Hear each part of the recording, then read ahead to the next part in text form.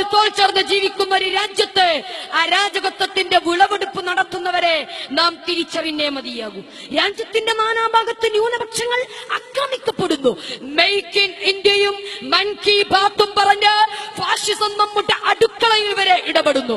ഭരണകൂട ഭീകരതയ്ക്കെതിരെയുള്ള ശബ്ദങ്ങൾ ഒറ്റ രാത്രി കൊണ്ട് നിശബ്ദമാക്കപ്പെടുന്നു.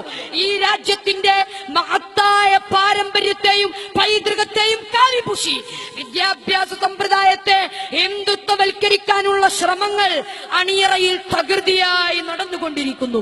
സമുദായങ്ങൾ തമ്മിലുള്ള പരസ്പര വിശ്വാസം അപ്രത്യക്ഷമായി കൊണ്ടിരിക്കുന്നു. രാഷ്ട്രത്തലവനായ രാഷ്ട്രപതി പോലും രാജ്യത്ത് വർദ്ധിച്ചു വരുന്ന അസഹിഷ്ണുത ഉണ്ടെന്ന് സംശയലേശമെന്നെ സ്ഥിരീകരിക്കുന്നു. എവിടേക്കാണ് ഈ രാജ്യം നീങ്ങിക്കൊണ്ടിരിക്കുന്നത്? എവിടേക്കാണ് ഈ രാജ്യം നീങ്ങിക്കൊണ്ടിരിക്കുന്നത്?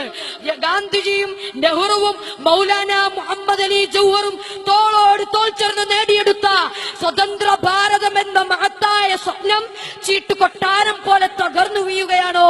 1000 ചോദ്യചിഹ്നങ്ങളാണ് രാജ്യസ്നേഹികൾക്ക് മുന്നിൽ ഉത്തരം കിട്ടാതെ അവശേഷിക്കുന്നത്. രാജ്യത്തിനെയും തെരഞ്ഞെടുപ്പുകൾ ഉണ്ടാകും. ഭരണകൂടങ്ങളും ഭരണ സംവിധാനങ്ങളും മാറി മാറി വരും. പക്ഷേ നാനാത്വത്തിൽ ഏകത്വം എന്ന മഹത്തായ മുദ്രാവാക്യം ഉയർത്തിപ്പിടിച്ച് മുന്നോട്ട് പോകാൻ ഓരോ ഭരണകൂടത്തിനും ഉത്തരവാദിത്വമുണ്ട്. ഇന്ത്യരുടെയും കുത്തകയില്ല. RSSന്റെ അരമനയിൽ കൊണ്ടുപോയി അടിയറവ് വെക്കാൻ ഈ രാജ്യം വർഗീയവാദികൾക്ക് അനന്തരമായി കിട്ടിയതുമല്ല. നൂറ്റാണ്ടുകളായി ഈ രാജ്യത്തെ വായു ശ്വസിച്ച് ഇവിടുത്തെ മണ്ണും വിണ്ണും പങ്കിട്ട് ജീവിക്കുന്നവരാണോ ഹിന്ദുവും മുസൽമാനും ക്രിസ്ത്യാനിയും?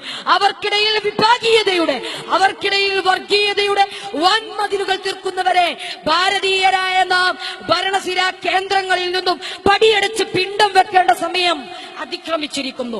ലോകം മുഴുക്കെ അത്ഭുതാതരങ്ങളോടെ വീക്ഷിച്ചിരുന്ന ഇന്ത്യൻ ബഹുസ്വരതയെ പിച്ചിച്ചീന്തി ഹിംസയുടെയും വെറുപ്പിന്റെയും ഏകരാഷ്ട്രം സ്ഥാപിക്കാനുള്ള ആഹ്വാനങ്ങളാണ് മുഴങ്ങിക്കൊണ്ടിരിക്കുന്നത്. ഇതിനെതിരെ മതേതര ഇന്ത്യ എന്ന മഹത്തായ സങ്കല്പത്തെ നെഞ്ചേറ്റുന്നവർ ഒത്തൊരുമിച്ച് നിലകൊള്ളേണ്ടിയിരിക്കുന്നു. പന്നിയെ അറുക്കുന്നവർ അറുക്കുകയും വെറുക്കുന്നവർ വെറുക്കുകയും ചെയ്യുന്ന പോലെ പശുവിനെ പൂജിക്കുന്നവർ പൂജിക്കുകയും പൂജിക്കുന്നവർ പൂജിക്കുകയും ചെയ്യുന്ന സ്വാതന്ത്ര്യമാണ് നമുക്ക് വേണ്ടത്. അല്ലാതെ വർഗീയതയും അസഹിഷ്ണുതയും നാടുവായുന്ന ഇന്ത്യയിൽ ഹിന്ദുവിനും മുസൽമാനും ക്രിസ്ത്യാനിക്കും സ്വൈര്യമായി ജീവിക്കാൻ സാധിക്കില്ലെന്ന് നാം തിരിച്ചറിയണം. പ്രകോപിപ്പിച്ച് മുതലെടുക്കാൻ പലരും കിടന്നു ശ്രമിക്കുന്ന ഈ സാഹചര്യത്തിൽ ഇന്ത്യൻ മുസ്ലിമുകൾ ഏറെ കരുതലോടെ നീങ്ങേണ്ടതുണ്ട്. ഉമ്മാക്കി കാണിച്ച് പേടിപ്പിച്ചാൽ കാണുപോകുന്നതല്ല വിശ്വാസമെന്നും അന്യമതസ്ഥന്റെ പതനം കണ്ട് ആഘോഷിക്കുന്നവനല്ല മുസൽമാൻ എന്നും പ്രവർത്തനത്തിലൂടെ തെളിയിക്കാൻ സാധിക്കണം. എന്ന് ഖുർആൻ പ്രഖ്യാപിച്ചിട്ടുണ്ടോ?